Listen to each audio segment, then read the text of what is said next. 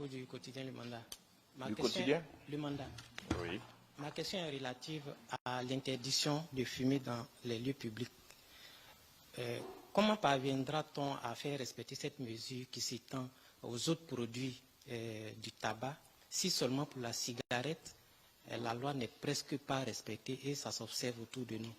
Et la deuxième question, c'est quels sont les moyens supplémentaires pour le respect strict de cette mesure? Merci. Merci bien. Moi, je ne serai pas aussi péremptoire que vous de dire que ça s'observe parce que nous sommes tous dans cette société et je ne fais pas le même constat que vous. C'est vrai, il y a quelques individus qui sont réfractaires, mais globalement, on peut être satisfait du respect de cette mesure. Puisque aujourd'hui, très honnêtement, pour ceux qui vont en boîte de nuit, je ne sais pas s'il y a encore des boîtes où on fume dans notre pays. Quand vous allez dans les restaurants, c'est pareil, même si certains restaurants définissent des espaces fumeurs, mais en général, on ne fume pas. Donc moi, je ne fais pas le même constat que vous de ce point de vue-là. Je tenais à le relever. Maintenant, il a été décidé d'étendre donc cette interdiction donc aux autres types, je dirais, de production de fumée. Ben, ça va être le même dispositif, mais la responsabilité de tous les gérants donc de ce genre de réceptif est mise en avant. Et il y a des brigades donc, qui existent, elles seront renforcées et si un contrevenant était pris, eh bien, le gérant donc, de la structure est soumis donc, à des sanctions qui sont prévues par les textes. Donc voilà un peu, c'est un renforcement du dispositif donc, qui sera mis en place. Les brigades seront encore plus efficaces.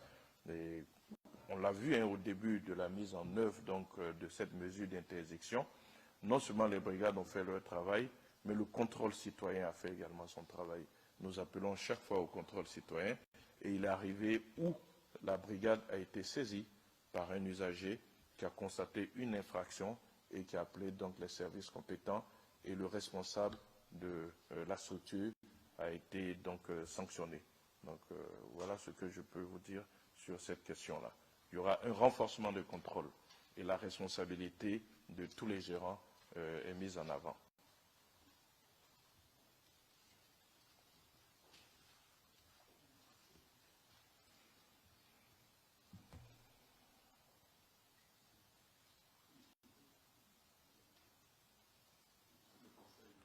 Ben, s'il n'y a plus de questions sur le Conseil, on peut prendre les questions d'actualité maintenant.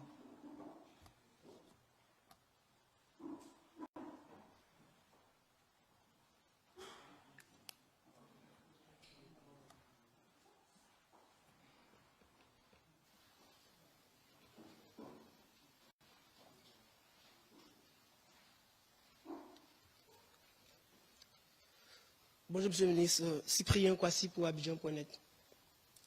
Monsieur le ministre, l'activiste burkinabé Alain Traoré, plus connu sous le sobriquet d'Alino Faso, est porté disparu en Côte d'Ivoire depuis quelques jours. D'après les dernières informations en notre possession, il aurait été arrêté pour espionnage. Pouvez-vous confirmer cette information et nous en dire plus, Monsieur le ministre? Merci. Bien, je ne veux pas rentrer dans le sensationnel. Personne n'est porté disparu en Côte d'Ivoire. C'est vrai que très souvent, c'est des choses que l'on lit ou que l'on entend, mais vous devez savoir que toutes les interpellations se font dans les règles de l'art, et je peux vous confirmer que M. Alain Traoré a été interpellé. Aujourd'hui, il y a une procédure qui est en cours, donc je ne peux pas en dire plus, mais vous savez très bien que tout est fait dans la transparence. Lorsque cette procédure arrivera à son terme, bien, vous aurez, comme cela se fait d'habitude, toujours dans ce souci de transparence et de redevabilité, un communiqué donc, du procureur de la République. Donc pour le moment, oui, il n'est pas porté disparu. Il a été arrêté en bonne et due forme, parce que certainement, il y a des choses qui lui sont reprochées. Attendons donc le communiqué du procureur une fois que la procédure sera arrivée à son terme. En tout cas, je vous rassure, on ne disparaît pas en Côte d'Ivoire, il n'y a pas d'enlèvement forcé, il n'y a pas d'exécution sommaire, il n'y a pas de torture. Tout cela peut subsister dans le fantasme donc de certaines personnes qui ne savent pas que les choses ont changé, que nous sommes respectueux des droits de l'homme, que nous sommes respectueux donc des procédures. Peut-être que cela a pu être vrai, mais ce n'est plus le même pays, ce n'est plus la même époque.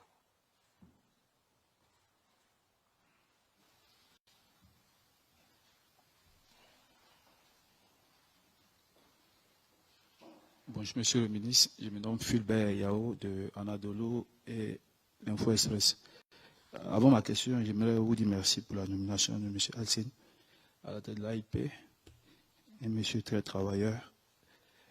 Monsieur le ministre, ma question est relative aux réfugiés burkinabés au nord de notre pays. J'aimerais savoir quelle est la situation actuellement. Est-ce que certains ont commencé à partir dans leur pays? Est-ce qu'il y a plus d'affluence qu'auparavant? Quelle est la situation présentement? Merci, monsieur le ministre. D'abord, c'est le chef de l'État qui nomme, ce n'est pas moi. Je note que vous êtes content de la nomination donc, de M. Alceni. J'imagine que beaucoup d'autres le sont également, mais c'est une décision du chef de l'État. Pour ce qui est donc des réfugiés burkinabés, vous savez que l'insécurité continue donc dans certaines régions de nos pays limitrophes, les pays voisins. Donc à notre pays, c'est ce qui a provoqué cet afflux de réfugiés. Le mouvement, il est continu. Il y en a qui essaient de partir, mais il y a quelques-uns qui viennent toujours. La Côte d'Ivoire reste un pays d'accueil. Nous les accueillons. Nous souhaitons que très rapidement les questions de sécurité soient réglées dans leur pays pour que donc, ces populations puissent y retourner. Vous savez, on est toujours mieux que chez soi. Et je peux vous assurer que ces populations rêvent toutes de retourner dans leur pays. Donc nous prions pour que les conditions le permettent et nous pouvons vous assurer qu'elles retourneront donc de leur plein gré.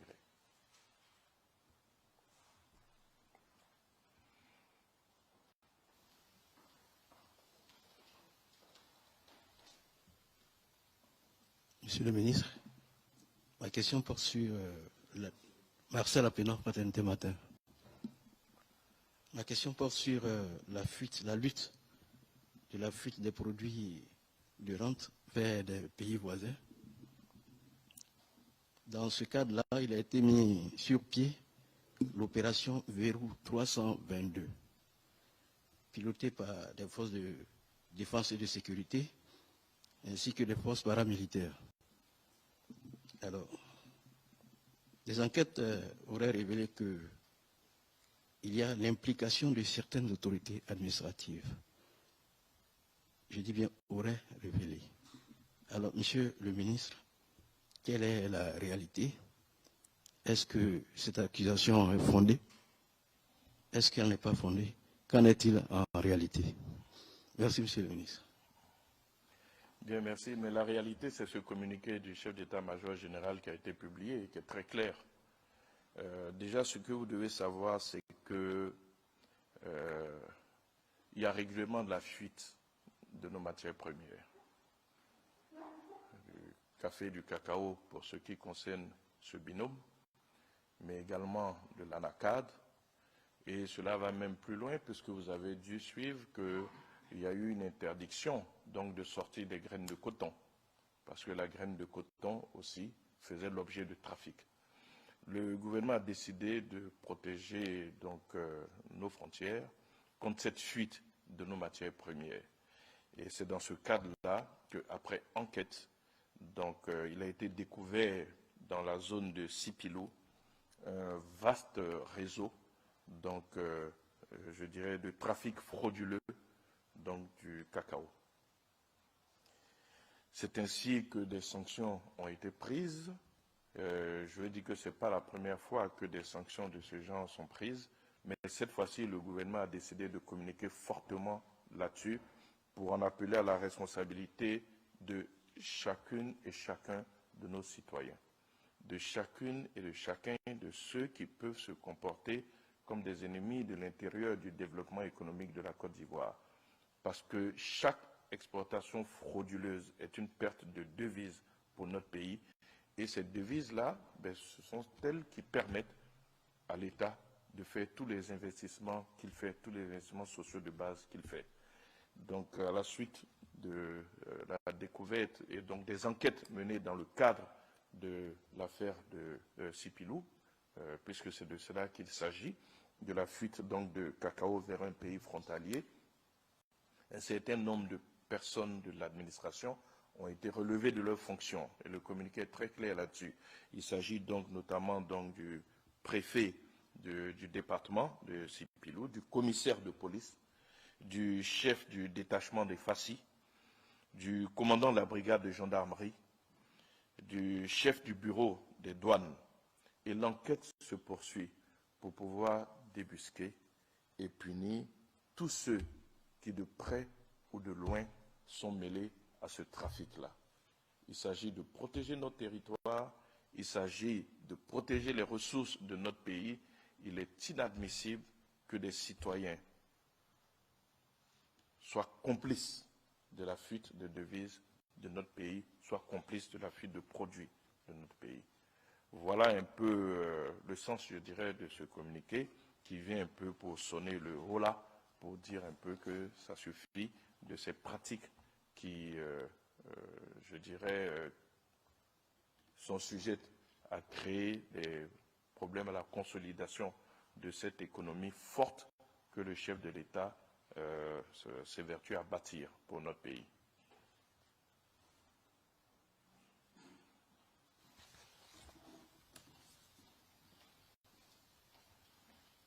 Bonsoir, Monsieur le ministre. Venant Sakar, journaliste pour le quotidien L'Inter.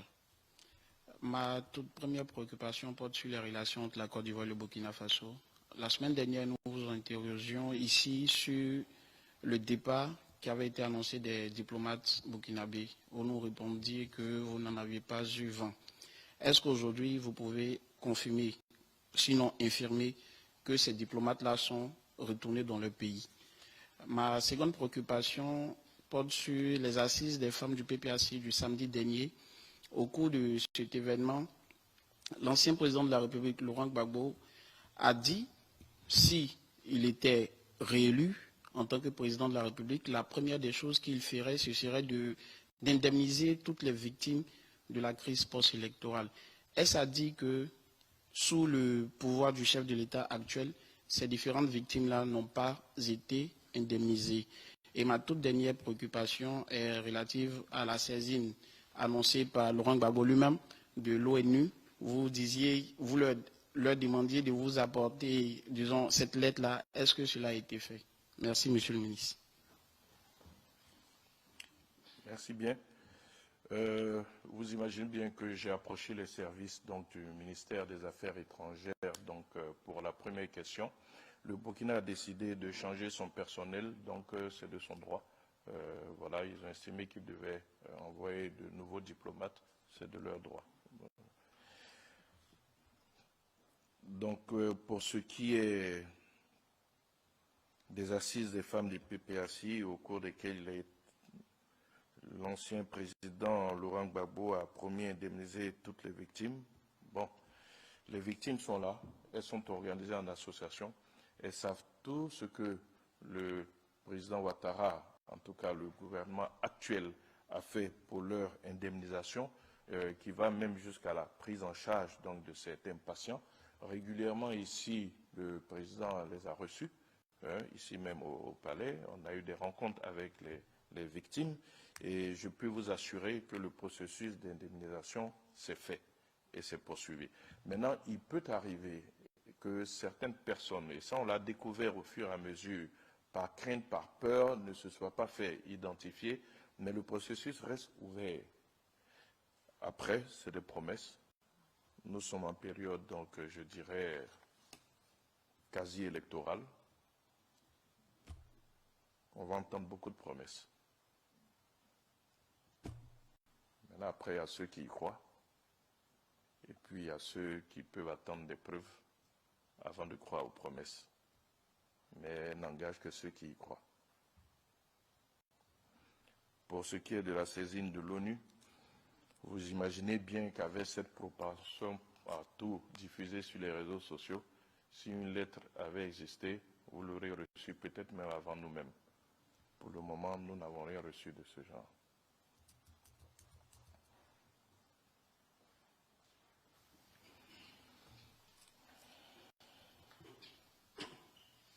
Bonjour, Monsieur le ministre. Je suis Kofo, journaliste à l'Intelligence d'Abidjan. Monsieur le ministre, on était lundi à la cérémonie de vœux au chef de l'État et on a constaté que les partis politiques de l'opposition, en tout cas les partis significatifs, étaient absents de cette rencontre-là. Je fais allusion au PDCI, au PPACI, FPI et j'en passe. Alors, on sait que ces partis-là, depuis un moment, réclament au gouvernement un dialogue politique. Alors, pour certains observateurs, c'est que cette absence-là montre qu'il y a vraiment une crise entre les partis d'opposition et le gouvernement. Qu'est-ce que vous en dites? Enfin, tous les partis ont été invités. Quand vous êtes invité, vous décidez de venir ou de ne pas venir, mais cela ne veut pas dire qu'il y a forcément une crise entre vous et celui qui vous invite. Tous les partis ont été invités, donc il y en a qui sont venus, d'autres ont choisi de ne pas venir. Peut-être qu'il faut leur demander pourquoi. Mais de notre point de vue, il n'y a aucune crise. J'ai indiqué ici à plusieurs reprises que toutes nos institutions fonctionnent et que certaines préoccupations relèvent de certaines institutions. Quand on a confiance en l'État, on s'adresse à ces institutions-là. Donc s'il y avait quelques préoccupations qu'il y avait, ce serait bien que ceux qui portent ces préoccupations les adressent aux institutions donc, desquelles elles relèvent. Pour ce qui nous concerne, non, nous ne sommes pas témoins de crise, de quelque crise que ce soit.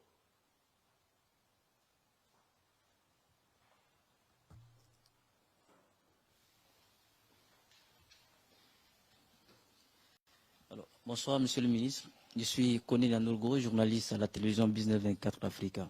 Alors, Monsieur le ministre, on sait qu'en 2023, le gouvernement avait lancé une vaste opération pour lutter contre les cliniques privées illégales. Alors, quel est l'état des lieux aujourd'hui? Est-ce que la lutte a porté? La deuxième question, depuis janvier 2021, la zone de libre-échange continentale est rentrée en vigueur. Alors, quelles sont les retombées pour la Côte d'Ivoire? Est-ce que l'économie ivoirienne s'en sort bien? Merci. Bien, je ferai venir le ministre de la Santé la prochaine fois et puis le ministre de l'Économie.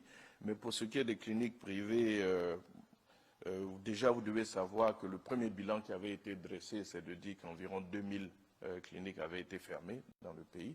Donc vous imaginez bien que c'est un chiffre qui est révélateur du succès de cette opération. Et cela s'est poursuivi.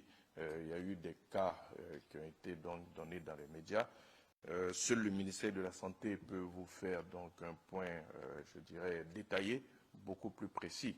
Maintenant, pour ce qui est de la mise en œuvre de la zone de libre-échange, il suffit de regarder la performance de notre économie pour comprendre que notre économie va bien. Et si nous avons été partis de cette zone de libre-échange, c'est bien parce que nous y gagnons quelque chose. Donc, de ce point de vue, peut-être que nous interrogerons le ministre du Commerce et puis le ministre de l'Économie pour que vous ayez donc des détails chiffrés. Mais ma posture de porte-parole qui me permet d'être transversale et d'avoir une vue globale de certaines situations ne me permet pas d'aller donc dans les détails des chiffres de ce que la Côte d'Ivoire a pu gagner donc avec la mise en œuvre de cette zone de libre-échange. Ce que je peux vous dire, c'est que nous n'avons pas eu, en tout cas, d'alerte concernant le ministre du Commerce ou le ministre de l'Économie sur la mise en œuvre de cette zone de libre-échange.